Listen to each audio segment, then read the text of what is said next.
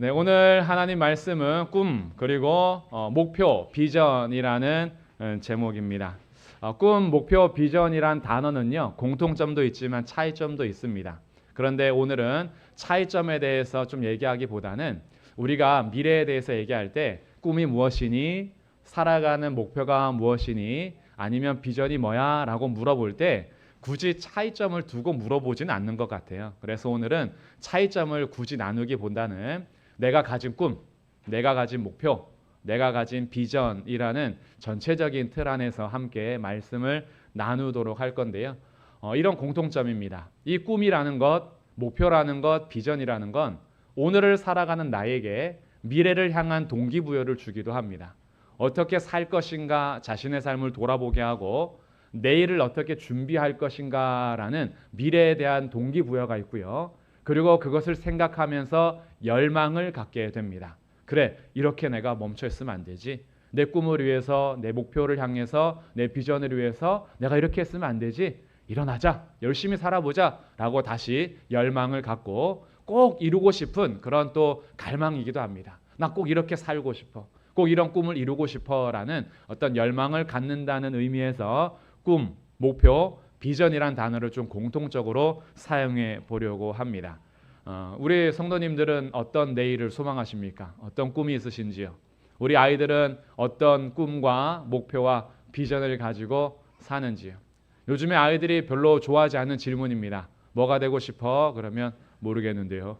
어떻게 살고 싶어? 모르겠는데요.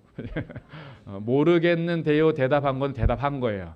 거의 대답도 안 합니다. 꿈이 뭐야? 이러면 이러고 말아버려요.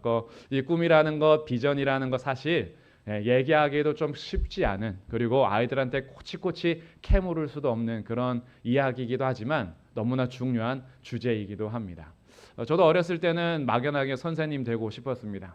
선생님이 멋져 보였는지 그냥 선생님 좋다 해서 선생님이라는 꿈을 키워가다가 어느 날에는 설계하시는 그 설계사의 영상을 뭔가를 본 것 같아요. 중학교 때. 세세하게 하나하나 치수를 재고 꼼꼼하게 만들어가는 그 모습이 멋있어 보였던 것 같아요. 그래서 나도 설계사 하고 싶다. 그래서 또 설계 건축에 대한 꿈을 막 키워가다가 어찌하다 보니 여기까지 오게 됐습니다. 꿈과 목표와 어떤 왜 미래에 대한 생각은 여러 가지 생각이 있죠. 어떤 꿈을 가지고 계셨었는지, 아니면 현재 어떤 미래를 향한, 내일을 향한 소망을 갖고 계신지, 나이를 불문하고 우리는 이런 소망을 다 갖습니다. 이제 나이가 지긋이든 우리 어르신들께서는 나의 인생을 어떻게 마무리할 것인가, 나는 인생을 어떻게 잘 마무리하고 싶은가, 자녀들을 향한 목표도 있죠. 내가 죽기 전에 내 자녀들이 이렇게 됐으면 좋겠다라는 이런 것도 다 내일을 향한 소망이고 꿈이고 목표고 비전일 수 있습니다. 그러니 꼭 어린 세대들만 꿈을 갖는 건 아니에요. 오늘 저에게도 늘 여전히 꿈이 있고 비전이 있고 목표가 있습니다. 우리 성도님들도 그런 소망이 다 있을 것인데, 오늘 이런 꿈과 목표와 비전이란 주제 속에서 우리는 여호수아의 이야기를 잠깐 살펴보려고 합니다. 모세라는 지도자는 굉장히 위대한 지도자였지요. 이스라엘 백성들을 장정만 60만 명 되는데 그들을 이끌고 애굽을 완전히 멸망 직전까지 몰아냈으며 모든 전리품을 받아서 수확물을 얻어서 이끌고 나와 홍해도 마른 땅으로 건너가게 하고 하늘에서 만나와 메추라기가 내리기도 하고 목이 말라서 죽어갈 때쯤에는 생수가 터져 나오기도 하면서 여러 가지 이적과 기사를 통하여 하나님을 나타낼 뿐 아니라 이스라엘 백성들에게 하나님의 말씀을 기록하여 정확하게 전달함으로 앞으로 우리들이 어떻게 살아가야 할 것인지 하나님도 알려주고 하나님이 백성들이 살아가야 될 삶도 알려주는 그런 위대한 지도자가 모세였어요. 그런데 이 위대한 모세가 죽습니다. 우리의 인생이 가야 할 길을 모세도 가게 됩니다. 그렇게 가고 나서 그 다음 지도자가 된 사람이 오늘 등장하는 여호수아입니다. 여호수아는 오늘 여호수아 1장 1절에 보면 그의 원래 위치는 모세의 수종자였습니다. 수종자라는 말의 뜻은 섬기는 사람이었다, 이런 뜻이에요. 그러니까 모세가 여호와의 종으로 일할 때 여호수아는 옆에서 모세를 도와줬던 그런 조력자 역할을 했던 사람이 여호수아입니다. 근데 이런 위대한 지도자 모세가 어느 날 하나님 부르심을 받아 죽고 본인이 이 대군을 이끌고 가야 할 일이 됐죠. 부담이 컸을 겁니다. 정말 큰 두려움도 있었겠죠. 근데 이런 여호수아에게 하나님께서 맡겨주신 내일이 있어요. 꿈이 있고 목표가 있고 비전이 있습니다. 그것은 무엇이었냐 하면 내 백성을 이끌고 요단을 건너서 약속의 땅으로 가서 차지해라, 이런 말씀이었어요. 여기 있는 백성들이 이제 이끌고 들어가야 합니다. 요단강을 건너가야 돼요. 그리고 가나안 땅에 살고 있는 족속들을 물리치고 백성들에게 이 땅을 나누어 줘야 하는, 정복하고 분배해야 하는 내일에 대해서 맡기셨습니다. 이런 내일에 대해서 맡길 때에 큰 부담도 있었을 것이고 자기 능력에 대해서 한계도 부딪힐 때가 있을 거예요. 때로는 이것이 불안하고 초조하기도 합니다. 내가 감당할 수 있을까? 내가 일을 맡아서 잘 해낼 수 있을까? 혹시 그런 경험 없으신지요? 무언가 직책을 맡겨줬는데 그 지도자의 자리나 리더의 자리를 맡게 됐을 때 두렵고 떨리는 마음들, 내가 이거 잘 해낼 수 있을까?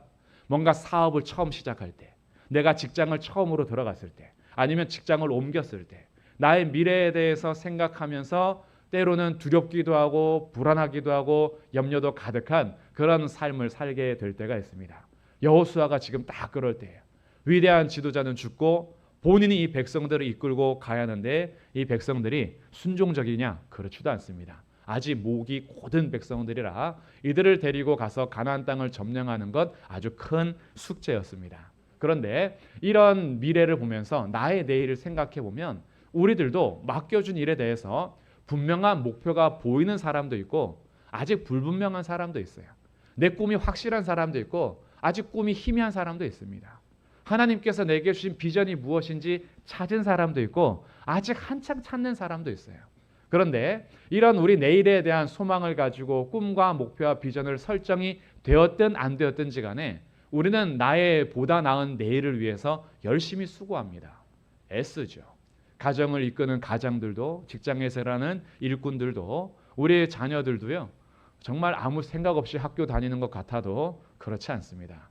아무 생각이 없을 수가 없죠. 부모님들이 자녀 걱정 많이 하시지만 본인들도 본인 걱정 많이 합니다. 그래서 나름대로 애쓰고 수고하고 노력합니다. 근데 불현듯 찾아오는 염려, 그리고 때로는 어디로 가야 할지 몰라서 헤매는 방황, 그리고 내일에 대한 불안함, 내가 하고 싶고 잘하는 것은 이런 것인데 이것을 부모님과 얘기했을 때 통할지, 아니면 사회에서 나갔을 때 이게 내 삶을 잘 살게 할지, 좋아하는 분야는 있는데 이것이 먹고 사는 일에는 괜찮을지, 이것이 사람들 볼 때에는 뭐라고 평가할지, 여러 가지 일들이요 초조하게 하기도 하고 때로는 너무 불안해서 점점 포기하는 삶을 살기도 합니다. 아이들이 수학만 포기하는 게 아니에요. 아이들이 영어나 한문만 포기하는 게 아닙니다. 자기의 꿈을 포기하는 때가 와요. 자기의 목표를 지워버릴 때가 있어요. 여러 가지 얘기를 듣겠죠. 어렸을 때부터는 순수하게 내가 좋아하는 것, 잘하는 것, 이것을 어떻게 직업과 연결해 볼까라고 하면서 찾다가 현실적으로 야, 그거 돈도 안 돼. 야, 그렇게 살면 너 그렇게 잘 살지 못할 거야. 라는 여러 가지 압박감이 때로는 자기의 꿈과 잘하는 것도 포기하는 그런 때가 오기도 합니다. 그러니까 우리는 내일을 향해서 정말 열심히 살려고는 하지만 힘에 부딪힐 때가 있어요. 내 힘으로 내 인생을 다 헤엄쳐 갈 수 없다는 한계를 느낄 때가 있습니다. 그리고 우리 여기 있는 모든 예배하는 성도님들의 내일이 똑같지는 않죠. 내가 하고 싶은 것이 다 똑같지는 않을 거고요. 내게 주신 비전과 꿈도 동일하지는 않을 겁니다. 그래서 나의 내일에 대해서, 직업에 대해서 오늘 다 얘기할 수 없고 내가 무엇을 해야 될 것인가에 대해서 다 평가할 수는 없어요. 오늘 더 중요한 주제는 다음인데요. 여호수아에게 내일에 대한 명령을 하셨지만 오늘 우리가 읽었던 5절부터 9절까지 여기는 오늘에 대한 얘기를 합니다. 여호수아에게 너가 가서 차지해라 라고 했는데 그런데 오늘을 명하는 것이 더 중요한 거예요. 여호수아에게 명하신 오늘을 요약하면 무엇이냐? 한번 같이 읽어보겠습니다. 시작. 이 율법책을 주야로 묵상하여 기록된 대로 다 지켜 행하라. 아멘. 여호수아에게 오늘 명령하신 것, 매일매일의 삶에서 그가 따라가야 될 순종의 요구는 이 율법책, 모세를 통해서 준 율법책을 내 입에서 떠나지 말게 하며 주야로 그것을 묵상하여 그 안에 기록된 대로 다 지켜 행하라라고 말씀하세요. 근데 이 명령을 하실 때 오늘 저희가 읽은 본문을 조금 더 살펴보면 5절부터 9절까지의 내용인데요. 5절과 9절에서 하나님께서 먼저 약속하시는 것이 있습니다. 그 약속하는 것이 뭐냐 하면 내가 너와 함께 할 것이다 라는 거예요. 내가 너와 함께 할 것이다. 그래서 5절 끝에 5절에서 내가 모세와 함께 있었던 것 같이 너와 함께 있을 것이며 내가 너를 떠나지도 않고 버리지 않을 것이다. 9절 끝에 보면요. 내 하나님 여호와가 너와 함께 한다 라고 내가 너와 함께 할 것이라 라는 약속을 하시고 그리고 그 안에서 첫 번째 명령하신 것이 강하고 담대하라예요. 강하고 담대하라. 조금 더 부가로 추가한 것이 두려워하지 말고 놀라지 마라. 이렇게 3번이나 말씀하세요. 6절에서도 얘기하고 7절에서도 얘기하고 9절에서도 강하고 담대하라 라고 그에게 용기를 줍니다. 그리고 강하고 담대해서 가면은 어떻게 할 것이냐? 형통할 것이다 라고 약속하세요. 7절 끝에 어디로 가든지 형통할 것이다. 8절 끝에 내 길이 평탄하게 될 것이며 내가 형통하리라. 이 형통한다는 말을 조금 더 바꿔서 설명하면 성공한다는 거예요. 인생의 성공을 약속하셨어요. 어디로 가든지요. 어디로 가든지 성공하게 될 거야 라고 약속하셨어요.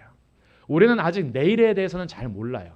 내일 내 인생이 어디로 가게 될지 몰라요. 저도 꿈이 몇 번 바뀌면서 여기까지 오게 됐는데 우리 아이들도 꿈이 몇 번씩 바뀌면서 그 길을 걸어가게 될 겁니다. 우리 성도님들도 직장이 지금까지 쭉 몇십 년 동안 하나의 직장을 가진 분도 계시겠지만 꿈을 바꾸고 직장을 바꿔가면서 여기까지 오신 분들이 훨씬 많습니다. 우리의 내일은 몰라요. 어디로 가야 될지 모릅니다. 근데 주님이 약속하셨어요. 너가 주야로 그것을 묵상하고 기록된 대로 지켜 행하면 약속한다. 내가 너와 반드시 함께 할 것이니까 강하고 담대하게 그 일을 지켜 행하면 어디로 가든지 성공할 거야. 이게 주님의 약속인 거예요. 어디로 가든지 무엇을 하든지 우리의 인생이 하나님께서는 이미 인정하시는 형통이다 이렇게 얘기하는 거예요. 그렇다면 묵상이 무엇인가 좀 알아볼 필요가 있겠죠. 묵상은요 이런 뜻입니다. 묵상한다라는 여러 가지 성경의 용례를 찾아보니까 생각하다라는 것으로 번역되기도 하고 마음에 품는다라는 품다로 번역되기도 하고 말한다라는 것으로도 번역이 되고요. 시편에서는 읊조리다라는 단어, 이 읊조리다라는 말이죠. 작은 소리로 읊조립니다. 이 읊조린다라는 것은 의미를 생각하면서 음미하면서 이게 무슨 뜻인가라고 의미를 계속 생각하면서 낮은 소리로 중얼중얼 거리는 걸 읊조린다 그래요. 그래서 시를 읊어주세요라고 하는 부분 있죠. 이 시를 읊어주세요라고 하는 그런 표현입니다. 그러니까 내가 하나님 말씀의 의미를 생각하면서 낮은 소리로 남들 들으라고가 아니라 나 자신한테 계속해서 읊조리는 그런 것도 표현이 되고요. 사자가 으르렁거리다라고 할 때에도 이 단어가 번역이 되는 단어입니다.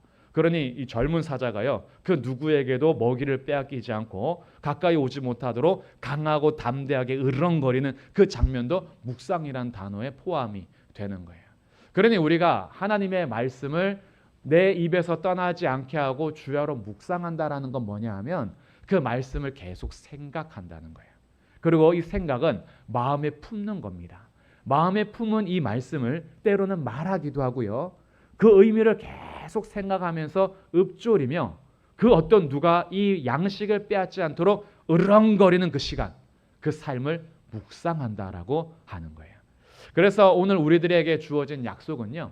꿈이나 목표나 비전은 바뀔 때가 있고 때로는 나도 그것을 몰라서 방황할 때 있지만 그러나 우리에게 주어진 삶은 묵상의 삶인데 아주 좋은 예를 들 수 있는 사람이 요시야 왕입니다. 요시야 왕은 아버지와 할아버지가 나라를 망쳤을 때에 등극한 왕이에요. 할아버지가 55년을 통치하고 아버지가 2년을 통치했는데 이스라엘을 완전히 망가뜨렸습니다. 그 다음에 왕이 됐던 사람이 요시야인데 57년 동안 망가져 있던 땅을 완전히 청결하게 하고 회복한 왕으로서 하나님은 요시야를 이렇게 평가합니다. 여호와 보시기에 정직히 행하여 다윗의 모든 길로 행하고 좌우로 치우치지 아니하였더라. 이스라엘 40명의 왕 중에서 다윗의 모든 길로 행했다라고 평가되는 유일한 왕이에요. 요시야 왕이 유일합니다. 그 그리고 요시야를 또 어느 정도로 평가하냐 하면 모세에게 명하신 율법을 철저하게 지킨 왕으로서 손꼽는 왕이 요시야입니다.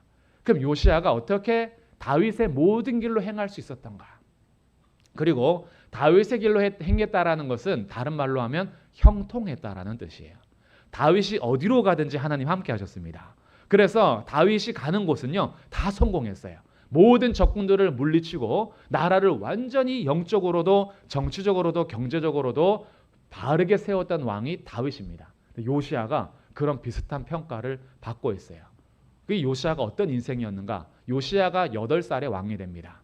지금 우리 초등학교 1학년 학생들 왕이 될 나이입니다. 요시야가 8살에 왕이 되고요. 16살 중학교 3학년쯤 나이에 하나님을 찾게 됩니다. 성경은 이렇게 표현해요. 비로소 다윗의 하나님을 찾았더라 이래요. 아마 16살 청소년기 때 하나님을 만났던 것 같아요.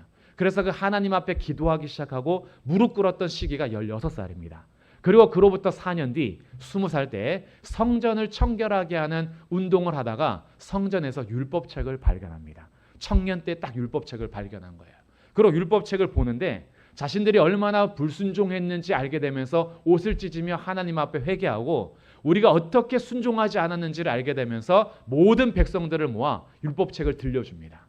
어린아이서부터 노년에 이르기까지 다 모아서요. 율법책을 다 읽어주고 그리고 유월절을 지키는데 유월절을 지켰던 건 어떻게 평가되냐 하면 사사시대부터 요시야 왕까지 요시야처럼 유월절을 지킨 사람은 없었다 이렇게 평가합니다. 대단한 사람이에요. 사사시대부터 모든 왕이 다 지나가는 거기에는 솔로몬도 포함되고 다윗도 포함돼요. 그런데도 요시야가 유월절 지키기에는 최고로 평가가 됩니다. 그러니 요시야 왕이 그렇게 완전히 나라를 세워가는 동안에 그의 중심에 있었던 건 뭐냐 하면 하나님과 하나님의 말씀이었어요. 젊을 때부터 청소년 시기부터 청년의 시기부터 그는 하나님을 찾는 법을 배웠고 하나님의 말씀을 묵상하면서 그 말씀을 세워가기 시작했습니다. 오늘 주보에 보면 제가 2명의 예를 더 들었는데요. 가정에서 나누는 이야기가 이 말씀을 이어서 좀 더 읽어보시라고 큐티에 대한 글을 좀 실었습니다. 아주 짧게 실었는데 거기에 끝에 보시면 남북으로 나눠진 링컨 미국 대통령 링컨의 업적이 소개가 되면서 링컨에게 이렇게 물어봤답니다. 성공의 비결이 무엇입니까? 라고 했을 때 링컨은 이렇게 대답했어요. 어린 시절 어머니로부터 받았던 성경이 저의 성공의 비결입니다. 이렇게 대답합니다. 링컨의 이야기는 많이 들으셨을 거예요. 몇 번 정말 낙선하면서 실패를 많이 봤던 사람이에요. 근데 지금까지도 미국에게 계속 미국 사람들 조사하면 최고로 존경하는 왕이 링컨입니다. 근데 그 링컨이 자기의 성공 이유를 어렸을 때 어머니로부터 물려받은 성경이다 답하고요. 또 백화점 왕이라 불리는 존 워너메이커라는 사람이 있는데 이 사람도 평생의 가장 성공적인 투자가 무엇입니까? 라고 물어봤을 때 그가 이렇게 대답했다 해요. 어린 시절 $2.30로 성경을 산 것이 저의 인생의 가장 가치 있고 그리고 성공적인 투자였습니다. 라고 얘기해요. 성경을 내 손에 샀던 것 이것이 나의 인생의 최고의 투자입니다. 라고 얘기했다라는 거죠. 하나님의 말씀은요. 우리의 삶을 바르게 세워주기 때문에 내일에 대해서 우리는 사실 불안할 수 있어요. 우리의 내일은 계속 변화되지 않습니까? 우리에게 들려오는 소식들은 우리를 점점 불안하게 합니다. 후쿠시마 원전의 이야기, 지진의 이야기, 여러 가지 가뭄의 이야기, 전쟁의 이야기, 계속해서 들려오는 자연재해의 이야기들은 우리의 내일을 불안하게 하고 이것이 너무 예민하게 받아들이는 사람들은요. 정말 때로는 심장이 너무 두근두근 거리길 정도로 우리를 위협합니다. 그리고 우리 다음 세대들 걱정이 되죠. 어떻게 할 것인가? 다음에 이 맛있는 고등어를 먹을 수 있을지, 오징어 회를 과연 먹을 수 있을지, 코다리찜 맛있는데 이걸 먹어도 되는지 여러 가지 고민들이 수산물에 대해서 얼마나 우리에게 염려와 근심을 안겨줍니까? AI의 출현은 우리의 인생을 편하게도 하지만 나의 직업에 대해서 미래에 대해서 여러 가지 직업이 사라지는 시대를 우리는 만나게 됩니다. 사람의 자리에 이제 AI가 다 들어가기 시작하고 어렸을 때부터 우리가 꿈꿔왔던 나의 미래에 대한 이야기는 어느 순간에 너무 가치 없고 이것은 내 미래를 보장하지 못하는 것으로 여겨지다 보니 내 내일에 대한 소망이 끊어질 때가 있어요. 근데 오늘 우리에게 주시는 더 중요한 말씀은 오늘입니다. 우리에게 명하신 오늘 함께 읽어보겠습니다. 시작. 말씀을 주야로 묵상하여 기록된 대로 다 지켜 행하라. 이 오늘이 주어지면 주님 약속하셨어요. 내가 너와 반드시 함께 할 것이기 때문에 너가 어디로 가든지 형통할 것이다. 할렐루야. 네. 어디로 가든지요. 내가 방황할 때 있어요. 길을 실패할 때 있어요. 그러나 걱정하지 마십시오. 그 자리에 주님이 함께 계십니다. 내 인생에 대해서 나의 목표나 꿈이 막 사라질 때도 있고 직업이 바뀔 때도 있어요. 걱정하지 마십시오. 염려와 초조와 불안으로 내 인생을 포기하려 하지 말고 나와 함께 계시는 하나님을 바라보십시오. 근데 그 바라보는 능력이 내 결심에서 오지 않아요. 이 바라보는 능력은 오늘도 하나님 말씀을 읽어가는 삶에서 나타나는 거예요. 그래서 이 묵상에 대해서 방법은 다양하지만 제가 3가지만 말씀드리도록 하겠습니다. 첫 번째, 조용한 시간이 필요합니다. 우린 너무 분주한 삶을 살아요. 하루 아침에 눈 떠가지고 밤에 잠들 때까지 쉴 틈이 없어요. 저희 아이들이 가끔 저한테 하는 얘기가 있습니다. 가끔이 아니라 자주 하는 얘기가 있어요. 아빠 심심해요. 그럼 저는 늘 대답합니다. 심심한 건 좋은 거야. 우리는 심심할 틈이 없어요. 왜요? 짜투리 시간에 핸드폰 하느라고, 짜투리 시간에 TV를 켜기 때문에, 짜투리 시간에 할 게 너무 많아요. 내 손 안에 주어진 게 너무 많아서 심심할 틈이 없어요. 우리 아이들은 왜 심심할까요? 게임을 못하니까. 집에 TV가 없으니까. 집에 TV 놓고 컴퓨터로 뭐 봐 이러면 절대 심심하단 말 안 합니다. 게임 시간에 심심하단 말 안 해요. 그 시간이 끝났을 때부터 심심하다 그래요. 우리들이 그런 절제 시간이 없으면 우리는 심심할 틈이 없어요. 그러다 보니까 조용하게 내 인생을 돌아보거나 하나님 앞에 내 인생을 놓는 시간이 없어요. 그렇기 때문에 우리들 필사적으로 싸워야 되는 일인데 24시간 중에서 하나님 앞에 조용한 시간을 가질 수 있도록 싸우셔야 됩니다. 시간 없어서 말씀 못 읽는 거 아니에요. 여러분의 한번 삶을 돌아보십시오. 24시간을 체크해 보세요. 진짜 시간 없어서 말씀 못 읽었습니까? 진짜 시간이 없어서 기도를 못 하셨나요? 아니에요. 다른 걸 하기 때문에 시간이 없었던 거예요. 그래서 우리는 조용한 시간을 가질 필요가 있는데 그 시간과 장소는 자율이에요. 새벽이 좋으신 분들은 새벽에 하시고 낮이 좋으신 분은 낮에 하시고 저녁이 좋으신 분은 저녁에 하셔도 상관없어요. 시간이 정해지지 않았어요. 이건 자율입니다. 장소도 마찬가지예요. 꼭 기도실에 와야 되고 예배당에 와야 되는 건 아니에요. 어떤 분들은 가장 편한 안방에서, 가장 좋은 작은 방에서, 아니면 밖에 나가서 카페에서 충분히 가능합니다. 그런데 이 시간을 매일 가지셔야 돼요. 하나님 앞에 조용한 시간이 10분이 됐든 30분이 됐든 아니면 5분이라도 내가 하나님 앞에 다른 모든 잡음을 끊어버리고 주님과만 1대1로 서는 조용한 시간, 그 시간을 확보하시기를 주님의 이름으로 축복합니다. 방법과 기술을 오늘 말씀드리진 않아요. 묵상을 어떻게 할 것인가에 대해서는 다 방법이 다양하니까. 그러나 매일 나만의 시간을 가지셔야 됩니다. 두 번째는 그 짧은 시간 묵상한 그 내용들을 하루 동안 생각하며 되뇌일 수 있도록 하는 방법인데요. 암송이 가능하신 분은 그 중요한 절을 암송하는 것도 좋고요. 기록할 수 있다면 좋습니다. 한자라도 기록해 놓으면 언젠가는 그것을 다시 읽게 돼요. 그 기록이 성경책 옆에 메모일 수도 있고요. 포스트잇으로 붙일 수도 있고 아니면 따로 노트를 만들 수도 있고 묵상집으로 하시는 분들은 묵상집에 적으면서 할 수도 있겠죠. 나에게 묵상 노트를 만드시라는 얘기예요. 그래서 하루 내가 조용한 시간을 가지면서 그때 들었던 마음이나 나에게 주셨던 말씀을 계속 생각하며 되뇌일 수 있도록 암송하거나 기록하는 것, 이 습관이 우리에게 중요합니다. 그리고 이것이 나중에 나를 붙잡아 주면서요, 내 내일에 대한 불안과 염려로 사로잡히지 않고 오늘 내게 주시는 말씀을 따라서 강하고 담대하게 주님께서 어디로 가든지 형통하는 삶을 맛보게 하실 겁니다. 마지막 세 번째는요, 작은 것 하나를 실천하는 거예요. 우리는 묵상하고 너무 큰 것을 실천하려 하지 말고 작은 것 하나. 오늘도 마찬가지예요. 오늘 설교를 듣고 너무 큰 것을 결심하지 마세요. 그렇구나, 내일부터 오늘 저녁부터 주님과 2시간씩 조용한 시간을 갖겠다, 이런 거 결심하지 마시고 그래, 오늘부터 그럼 5분 해보자. 5분 하다 보면 그것이 10분 될 수도 있고 15분 될 수도 있어요. 작은 것 하나. 그래서 말씀 속에서 내가 실천할 수 있는 것, 작은 거를 찾는 거예요. 그 작은 것 하나 실천하는 겁니다. 저도 아주 따끈따끈한 묵상을 하나 나누면요, 바로 어제의 묵상입니다. 어제 묵상을 쭉 나누는데 그 묵상의 적용점이 뭐였냐면 그래 축복의 말을 하고 감사의 말을 하고 다른 사람들과 좀 나눌 수 있는 그런 묵상이 됐어요. 근데 제가 묵상하는데 예성이가 옆에서 자꾸 말을 거는 거예요. 예성이와 가까이 계신 분들은 알겠지만 잘 때까지 말이 쉬지 않는 분이십니다. 근데 제가 묵상을 하는데 자꾸 옆에서 말을 걸어요. 질문도 너무 많아요. 그러니까 내가 이 묵상의 적용이 뭐였냐면 친절하고 축복의 말을 하자라고 하고 있는데 옆에서 자꾸 말 거니까 퉁명스럽게 알았어 조용히 좀 해. 이렇게 말이 된 거죠. 그리고 다시 적용점으로 딱 봤는데 축복하고 자 이렇게 좀 흘러가는 은혜의 말을 하자 해놓고 당장 옆에 있는 예성에게는 퉁명스럽게 대답한 저를 보면서 다시 묵상을 멈추고 예성이와 좀 대화하는 시간을 가졌어요. 그래? 이러면서 좀 들어줬죠. 이런 거 작은 것 하나. 그러니까 이 묵상이 우리의 삶을요 자꾸 조금씩 바꿔가는 거예요. 그렇다고 오늘도 저는 또 친절하게 말하지 않을 수 있어요. 오늘은 또 다시 퉁명스럽게 좀 조용히 좀 해라고 할 수 있어요. 근데 그때 그 시간에는 말씀 따라서 사는 거예요. 이 말씀이 쌓여가는 겁니다. 그러면 내일이 두렵지 않은 거예요. 작은 것 하나 실천하는 거예요.